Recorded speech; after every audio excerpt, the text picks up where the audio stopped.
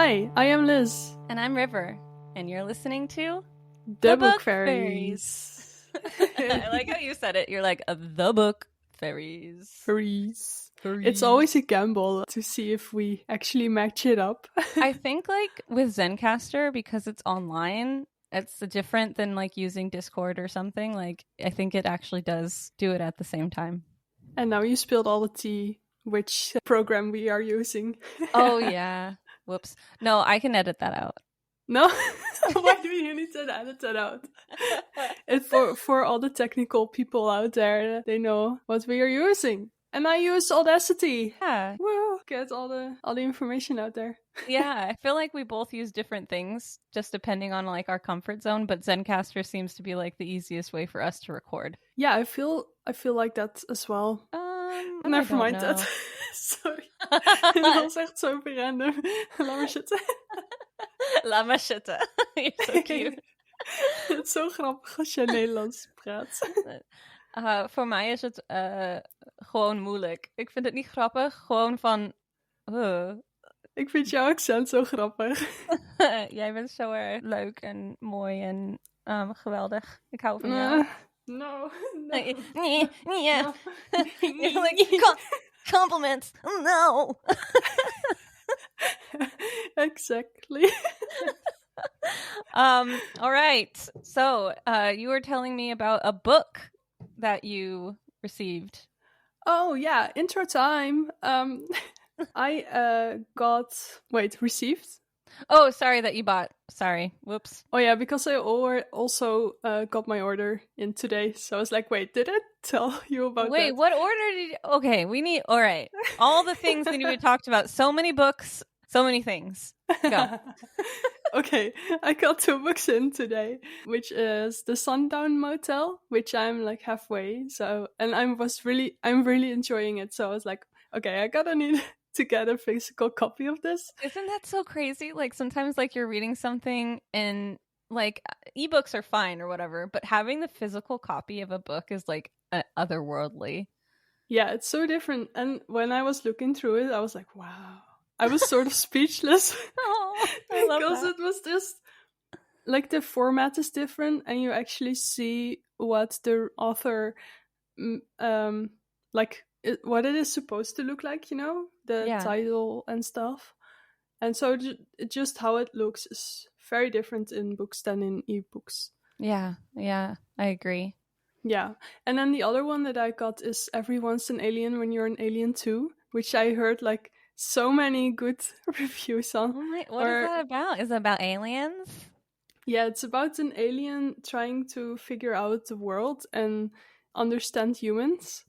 And so he sort of goes to ask creatures on the earth what they're doing and what life's about for them, kind of. And it's supposed to be very wholesome.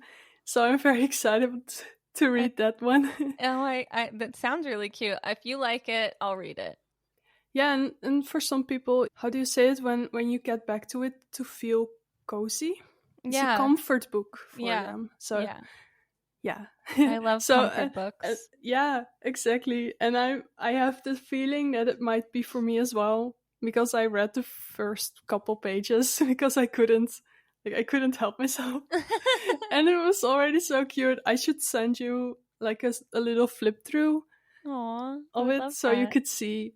Yeah. But yeah, the other book that I'm reading that I'm super psyched about is A Dowry of Blood, which is about polyamorous vampires. Yeah, it is. That sounds really cool. And it's super lyrical and kind of poetic sounding, how it's written. So yeah, that's a super enjoyable read. Just because like it feels, I have so many quotes saved already. Yeah, I love that. Oh, maybe I should find one and share read it. Yeah, I love books that have like prose or the way that they weave words together and create like these amazing sentences that just feel so beautiful. Yeah. And okay. Oh, sorry. No, go. Even loneliness, hollow and cold, becomes so familiar it starts to feel like a friend. So that's one quote that I really liked. Wait, can you repeat that? I need to hear it again. Even loneliness, hollow and cold, becomes so familiar, it starts to feel like a friend. Oh, that's such a beautiful line. Right? Yeah. And can I say another one? Oh, of course. I know I had a name before that moment. It was a sturdy name, warm and wholesome, like a loaf of dark bread, fresh out of the oven. But the girl I had been disappeared the instant you pronounced me yours. Oh my gosh. Oh, wow. Yeah, that was It's really so good. pretty, right? Yeah. Is So there more? Oh, okay. Yeah, keep going. This is my jam. I love it. Just keep reading to me. This is my last love letter to you, though some would call it a confession. I suppose both are a sort of gentle violence, putting down in ink what scorches the air when spoken aloud. Oh my gosh. That is so beautiful. And honestly, I know you have a hard time, like you always say, like it's harder for you or pronouncing things or your Dutch brain, but like I love when you read in English. I love when you speak in English. You just have such a beautiful accent. Aw, that's so sweet. You're so sweet. Thank you. I'm glad at least some people are enjoying it. Yes, for sure me. Okay, oh yeah, when she is invited to his bedchambers, it reads this. At the time, I thought it felt like a womb, nurturing and soft-edged. Now I only remember it as the tomb where we slept through our living death. Oh, I love that. I love it. No, it's written by S.T. Gibson. Yeah. Oh wow. And it's called A Dowry of Blood. Go read it. We will show you guys the cover because Liz just sent it to me and it is so beautiful.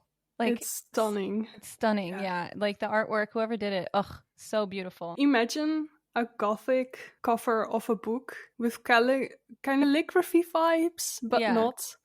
Like almost like Art Deco. Yeah, it's Art Deco and brown. It's like Art Deco goth with like calligraphy mixed in. It's very but it's pretty. Not actually calligraphy, it's just calligraphy vibes. Sorry, I can't say that word, but you understand what I'm yeah, you can. You're so cute. Stop. I haven't really been reading anything. Well, no, that's not true. I backed a Kickstarter like a couple weeks ago. Oh yeah, by the way, this is the last day of my Kickstarter. Woohoo! So yeah. Yeah, because you're 3 times over your initial goal. Yeah, so now I can hire the people that I need to get it professionally edited and just, all the things that I need to do. But while I was doing research for my Kickstarter, I came upon a couple of Kickstarters that I really enjoyed. And one of them was a Kickstarter created by Sophia Slade, and she wrote this book called Night Strider, and it looked so good that I had to get the hardcover or the card cover. Yeah, because you know how I am. I can read a paperback, but if there is a hardcover bitch. I really am. I'm such a snob about it. So I got it, I think 2 days ago, and I've been reading it. And, I didn't know what kind of writer she was. And I'm like super blown away because just the way that she writes it is also very poetic, but not in the way that's like frilly or like too much.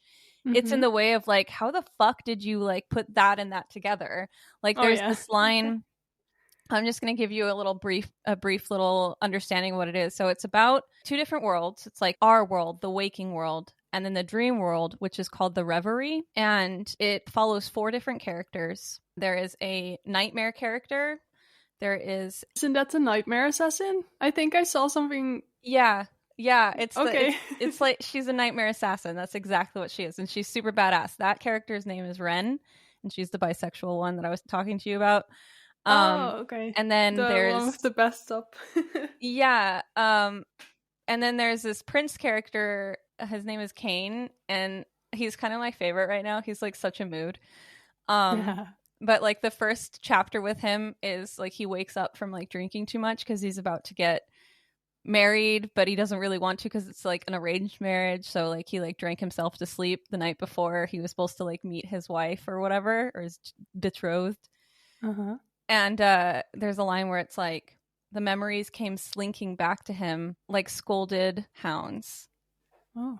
And I thought that was so pretty, like, just because I know how dogs like slink when they're like, you know? Oh. Yeah. It's just like very clever. Like just the way that she writes is super clever. Oh, and I really liked that line. And it's not anything like super like beautiful. It's just the way that she wrote it. It's not show-stopping. No, but it incredible. Just shows. No. Yeah, it's not show-stopping. No, but it just shows like the level of writing that I just want to. I want to be like that. I want to be able to write like that. Like how clever is that? Memories came slinking back like scolded hounds. I was like, oh, what? That's you so just good. need to reference moments to other things. Yeah. Yeah, Andrew's like, I think that's basically what it is. Yeah, he's like, it's just a simile, and I'm like, yeah.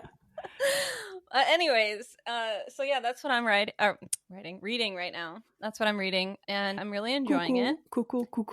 What about you? Anything else? No doubt. No, man. This is already 3 books, or right?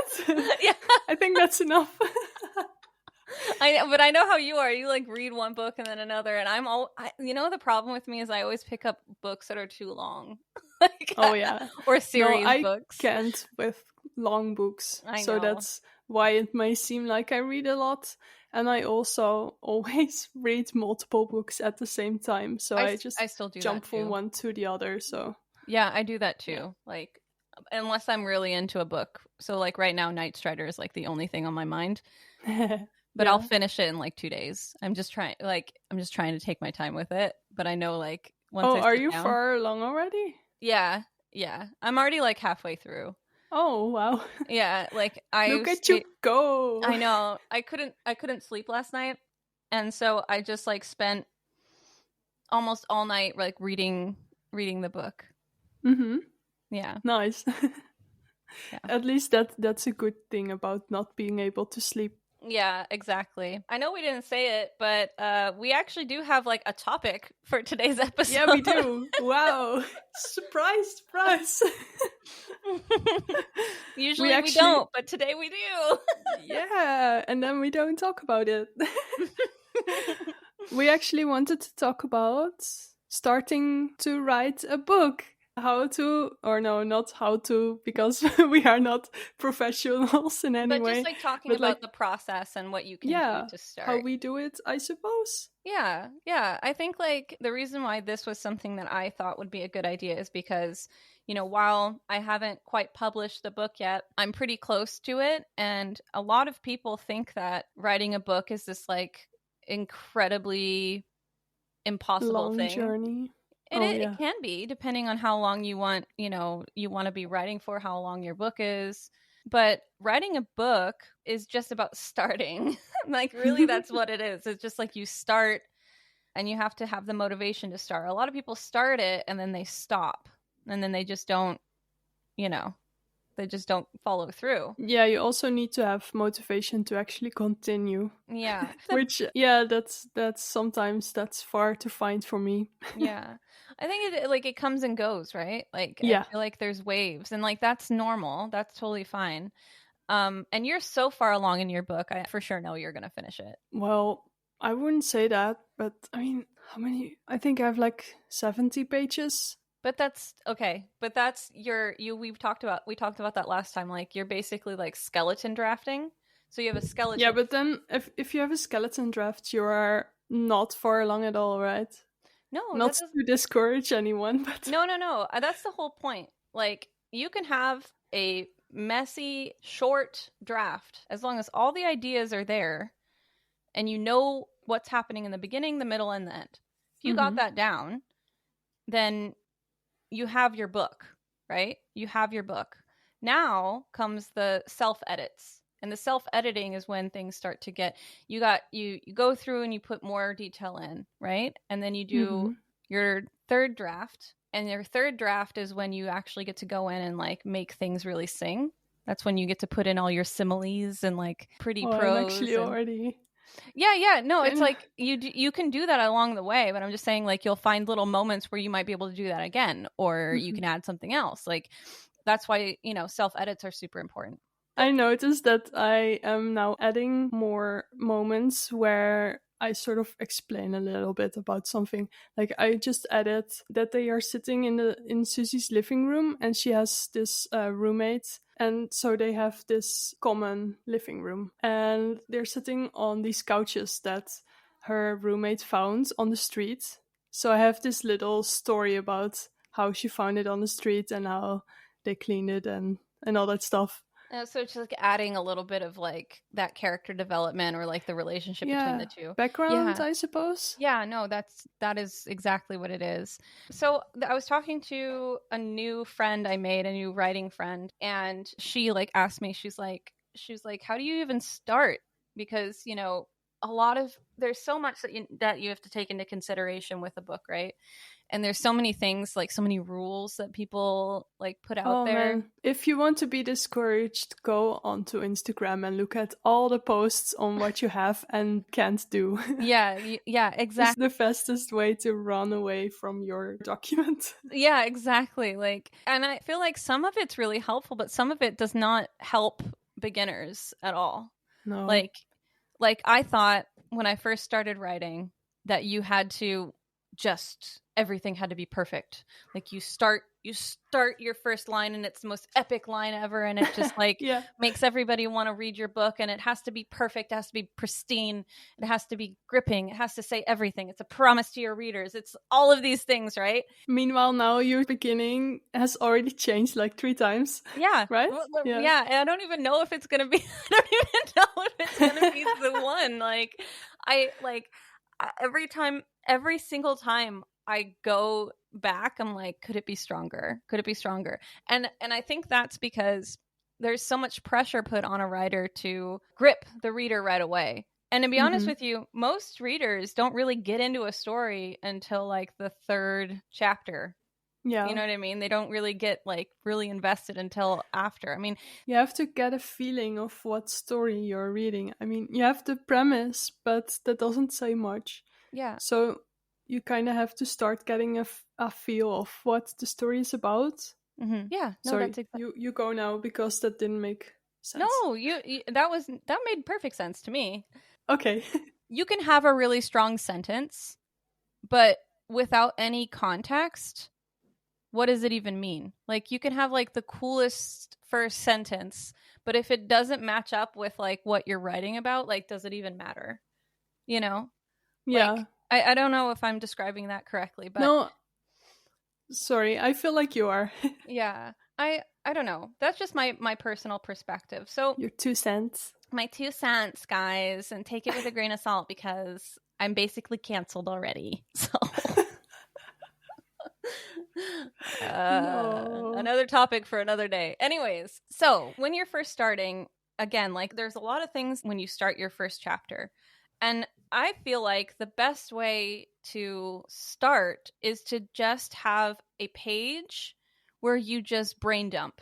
And by that, I mean, put all of these ideas in. It doesn't even have to be like it doesn't cohesive. Have to make sense. Yeah, it doesn't have to be cohesive. It doesn't have to be anything. It's just like this, and you can even name it like brainstorm, whatever. And then you write down the kind of characters you want, like what color hair they have, if they have any unique things about them. You can write down scenes that you already have in your head. You can write down plot points. It literally anything. At this point, the name of the street that they walk on.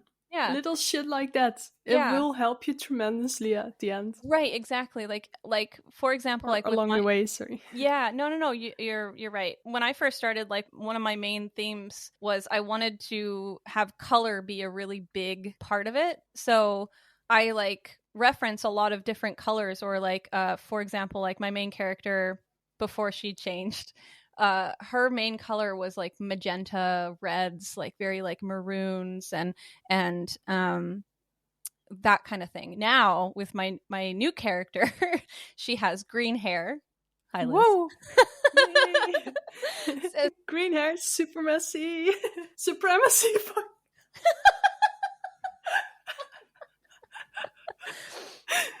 I always say that wrong. That was really cute. But yeah, green hair for the fucking win. So now everything is going to be very green when I'm first describing her in her room and that kind of thing. And then color is Love that for her. Yeah, right. But every character has something. So like Nathan is red, and I feel like red is just very prominent. Reds and teals are very prominent in my book. Asher is teal, right? Asher is kind of like tealish, yeah. He's like blue green. Yeah. He's the best. I love him. Anyways, so yeah, color was love really you, big Asher. on that. And so sorry. Love you, Asher. Oh my gosh. That was so British. Oh my gosh, when everything was going down last week, the voice actor that's voicing Asher, he said something so funny to me. He's like, let them come for Asher. He's like, I'll show them what's what. And then he said something like, I'll rip them a new arsehole. I was just dead. Oh, Prem, I love you. Anyways.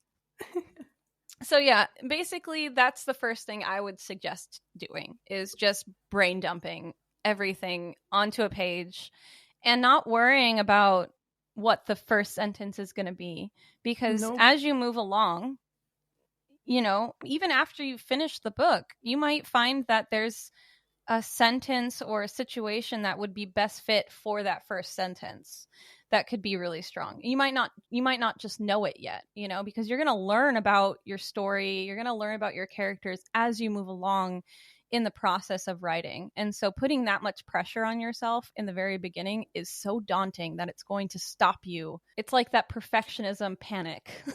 And it's going to make you not want to continue. So you just have to breathe through it, you know. It's not that deep, guys. Like, just write the book, and then after you're done getting through that first draft, go back and start adding more, and then go back again and start adding more. And yeah, it'll all make sense afterwards. At that point, you already also know your story and characters a lot better. Yeah. So then you might actually have more ideas of how to start, like what the first sentence might be, and then your writing style will also have evolved. Mm-hmm. So that way, like, later on, you might actually be able to write a better sentences. At least that's what I noticed with my writing journey. Yeah, because your writing style is going to develop too, because you're always learning. Yeah. When you first start, you might be writing very simplistic.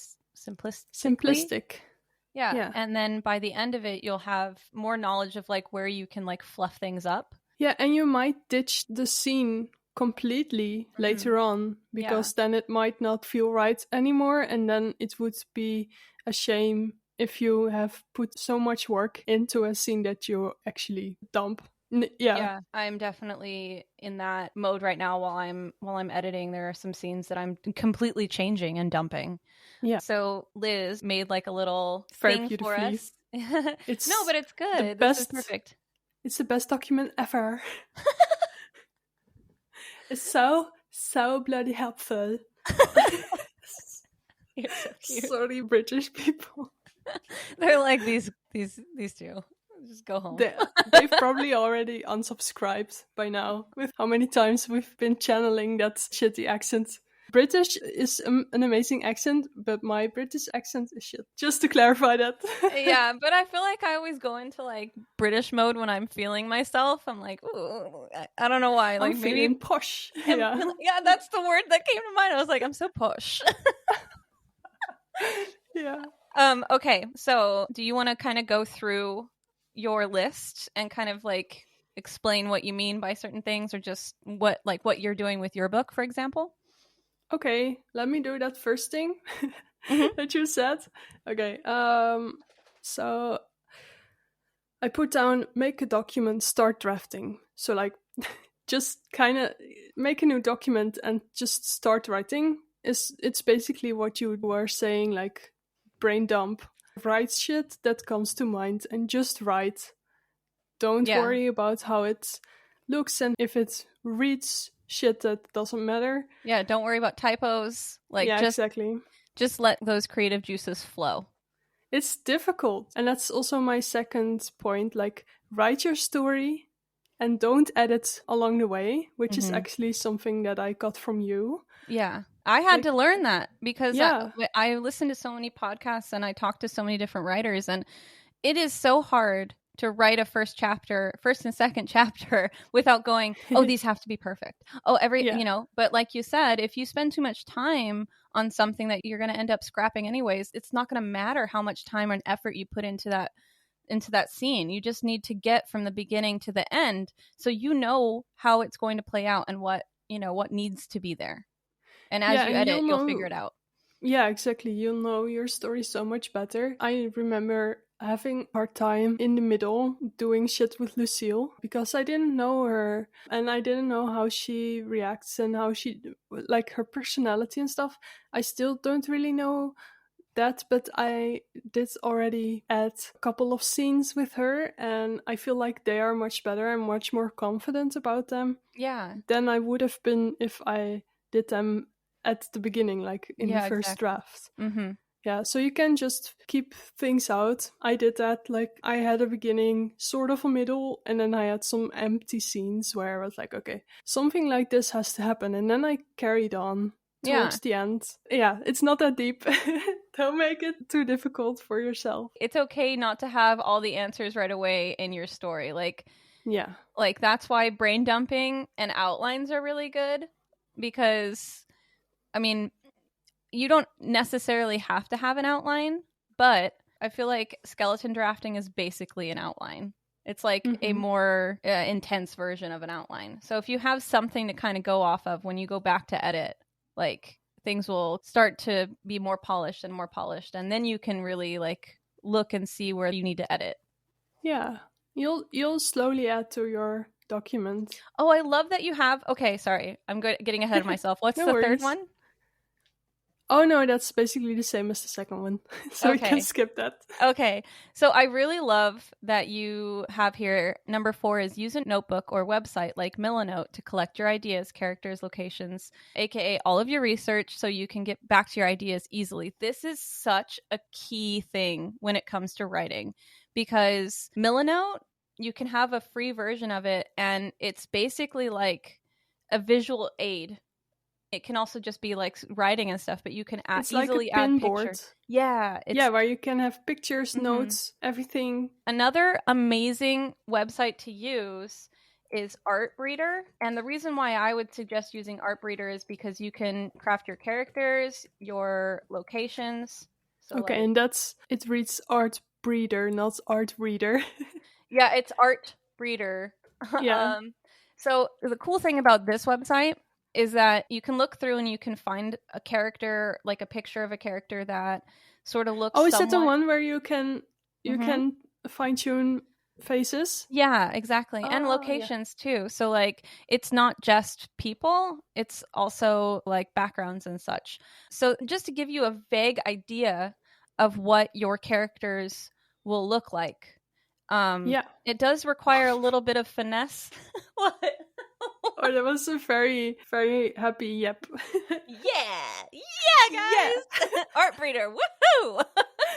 No, but it makes sense. It helped me visualize my characters a lot more as well. Yeah. Milanote is something that I definitely used a lot in the beginning. I haven't really used it since, but I do go back to it and reference it. Another thing that is kind of cool is if you have in your notebook or in Milanote, you can add certain key things to your character. So like either like details about your character. Sorry, I'm writing this down because maybe it would be a good idea to have this like in our Discord as something people can like download. I'll figure it out. Our Discord is in the description if you're interested. Yeah. So little details about your character, like if you want to have a certain mood to your story as a whole, you can have like a list of words that you kind of rotate through or colors that you kind of use to kind of give a feel or a mood, and smells. Like you want to make sure that you use all the senses. Yeah. You want to use all your senses. As you're going through this, you're going to hear a lot of show, don't tell. And I am still working on that. I am such a teller and not a shower. It's something that's like a huge weak spot for me. So it's something that like I'm constantly trying to better myself with writing. So when you use descriptive, what's up? Sorry, lightning round. Explain what it means. Explain what means. What show don't tell means. Oh, okay. Show don't tell is like, let's say there's this sentence, Liz ran across the room and opened the door, right? That's telling. Yeah. Okay. Showing would be Liz heaved a heavy sigh and dashed through the bedroom. Oh no, I have so much show in my yeah. Oh no, I have tell in my books. Yeah, it's like it's just adding more detail to the sentence that you're structuring. That makes sense. Telling is just like using filler words like oh, he was gorgeous. Well, what made him gorgeous? Like it's that. Very generic, Petra. Yeah, but those are things that you can fix.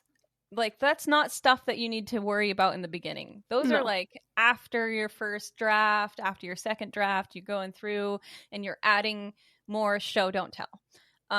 And like this, again, this is something that I struggle with super bad. I struggle with this so bad. It's awful. Like just showing like is my main default. Like, oh, she was gorgeous. Well, what made her gorgeous? I don't know. She just looked gorgeous. She was just gorgeous. Yeah, a really great way of showing someone's like physical attributes or things that are beautiful about them is looking at them through another character or like adding little subtleties. Subtleties. There you go. I did it. Yay. No, you're better at English than I am sometimes. Yay. Achievement unlocked. But yeah, so again, like those are definitely things that you don't have to worry about right away when you're starting. Those are things to be excited about while you're writing. Like, and it's not that you can't add details like that when you're drafting. It's just not necessary. It's not necessary. You don't have to worry about it. Yeah, you don't have to worry about it unless you're already thinking about it in that moment and you just need to jot it down. It does not have to be perfect. It's just the base idea. This is your sketch. This is your sketch of your book. Like, sketches can be messy. You don't need to worry about the outline. Well, you have to worry about the outline in writing, but not the drawing analogy is suddenly very bad. Well, just like with a drawing of a person, you have to have the proportions right, and then you can start adding details and stuff. Yeah, exactly. So like you sketch it out, make sure that your proportions are correct, and then you can outline. Do you know one thing that kind of annoys me in books is when people say, like, Kenny blinked. And then I'm like, of course he blinked. What do you mean by that? Oh, yeah, no, that is definitely something that I've seen a lot. There are certain things that are used a lot in writing. Like they breathed. Okay? Everybody breathes. Like, sure, what's man. The difference? It's not a vampire. Okay, got that. Like, I don't know, if you're gonna write something and you want someone to like have a reaction to it, like write something that like isn't normal, like they scrunched their nose or they peeled their mouth back from the teeth. Yeah, right. Which I still don't really like. That's a mean thing, right? Like. I don't know, because there's a scene where Vera like bares her teeth, which she doesn't do very often, but she goes like that, like, you know, like hisses. Yeah.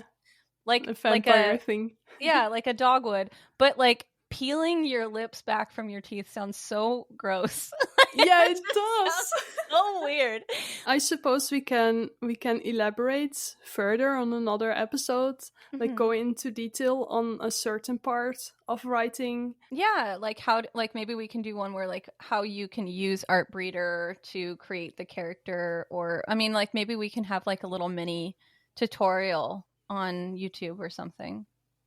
Oh yeah. I would love to do a tutorial for that because it's just so fun. And knock I think yourself like, out. Yeah, you're like, I'm not fucking doing it. I didn't say that, but like. But I think the main thing is that you can do it, and it's not as daunting as you might think at first. And you don't have to make it this incredible thing in your head that needs to be perfect right away. You know, like you don't have to follow all these rules in specific to get your book to be as perfect as possible. Yeah, in the end, you are writing a book that you enjoy. Yeah. And I think that's also an important thing to remember. Like you aren't writing for anybody but yourself. Yeah. And if someone else enjoys, like there will be many people that will also enjoy your story. Yeah. Like if it's like legal and not problematic and stuff.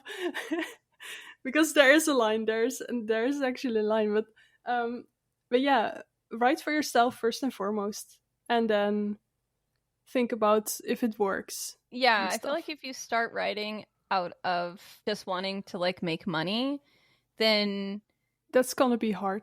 It's gonna be hard. Like, it's doable. Like, go look and see what trends are making money. Yeah, like, I know, but it's gonna be difficult if you don't have motivation or inspiration or anything. Yeah. Well, there are definitely people out there that just want to write just to make money. Mm-hmm. And that's cool. Like, I would love to make money off of my book eventually, but like that's not my goal. My goal is to finish a story I've had in my head. My goal is to physically hold my book and go, I did this. Yeah. I did it. Yay, you know. And if other people enjoy it, then that's a bonus. I feel that way about my book as well. Yeah. I just want to hold it and say like, I wrote a fucking book. Yeah. Well, you did. We both did. We just haven't finished it to the point of being able to have a physical copy. We just haven't polished it. Yeah. Yeah, exactly. It's in the rough woodworks. Yes. Exactly.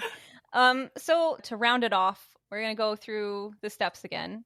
Okay. So, number 1, make a brainstorm page, brain dump page, get all your thoughts out. Make mood boards, whatever helps. Mood boards. Oh my god, make aesthetic mood boards. Things, yes, like collages. Yeah, exactly. And use Pinterest. Pinterest is amazing for that. Like, Pinterest is such a good tool to make boards.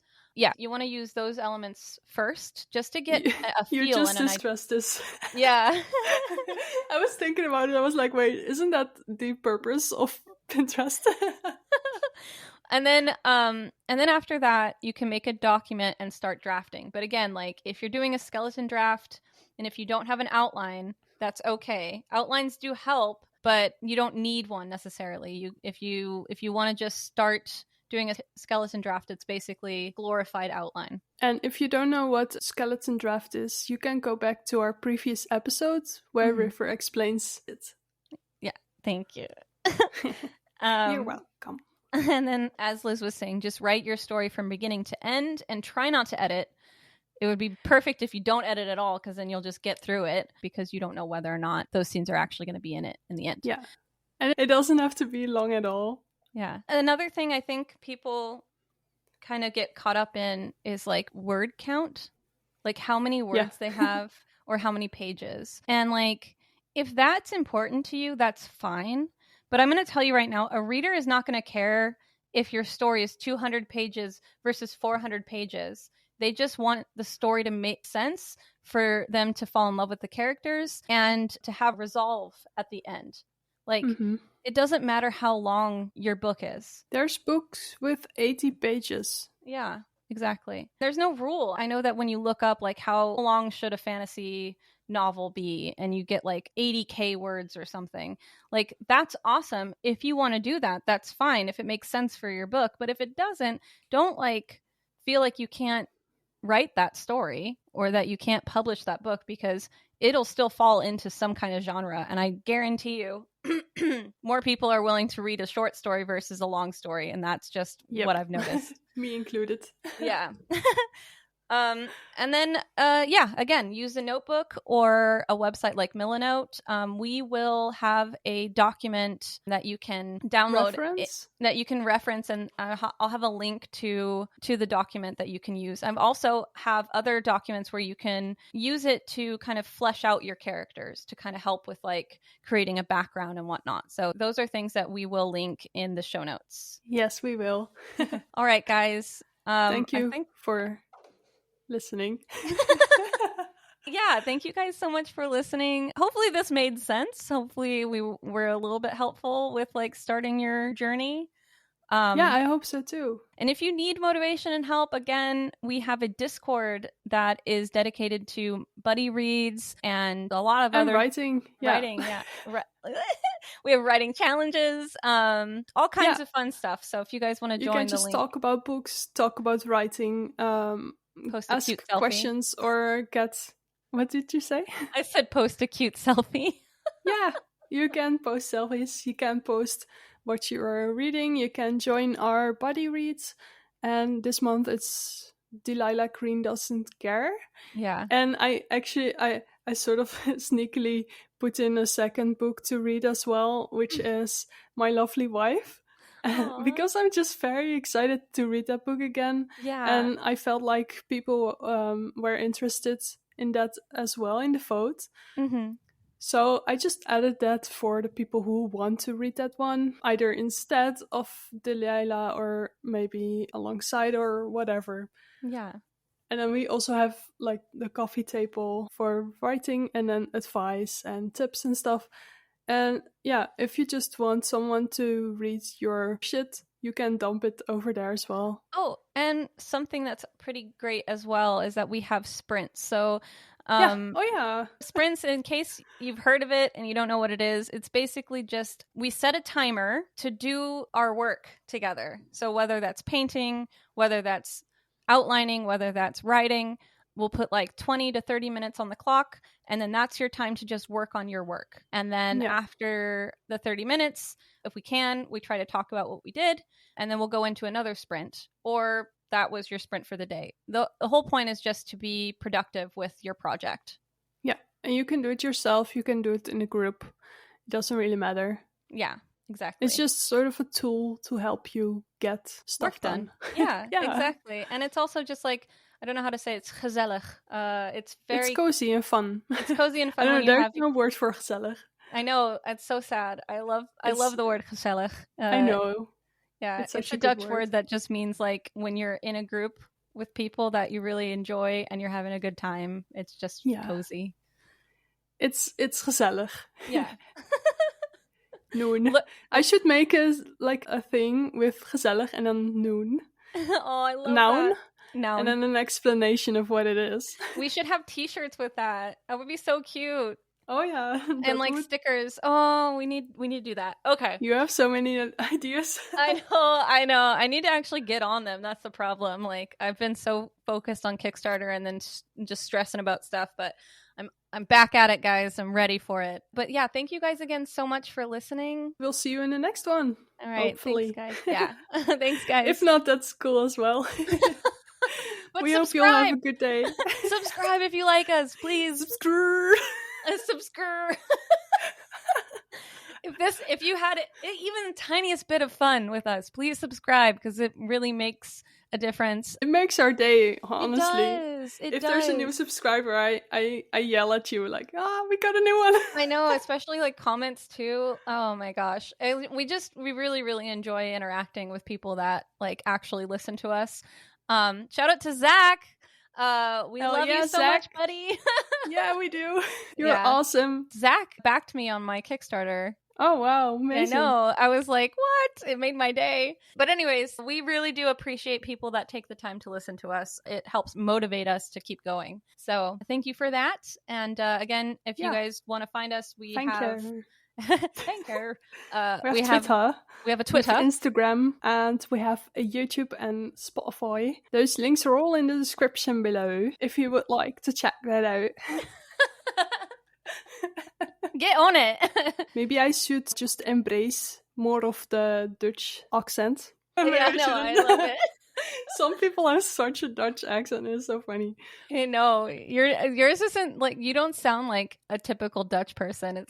You have like a very unique accent. It's because I really tried when I learned to speak English to actually make it. And I also sort of imitate people who I talk to. So I sound more American, I think, when I talk to you. Yeah. Because I sort of onbewust starts to rub off on you. Yeah, exactly. Yeah. It does. All right, guys. All right. We will see you next time. All right. Bye. Bye. Doei. Doei. Tot ziens. See you later. See you later. See you later. I love it. Have a good one. De groeten. De mazzel. De mazzel. That was prachtig. Prachtig. That was great. Schitterend. I love it. Joejoe. Jo, volgende keer bij ons.